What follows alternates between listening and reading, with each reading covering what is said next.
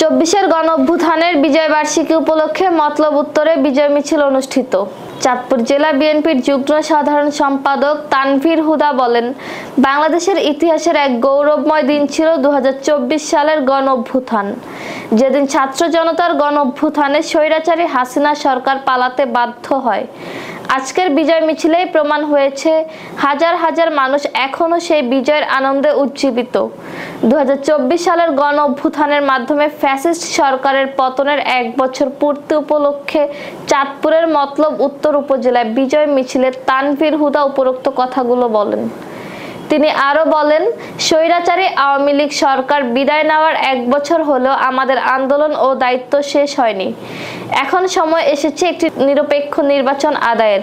BNP যখন জনগণের ভোটে ক্ষমতায় আসবে তখন দেশ গড়ার এবং দেশ সংস্কারের কাজ আমরা সবাই মিলে করব।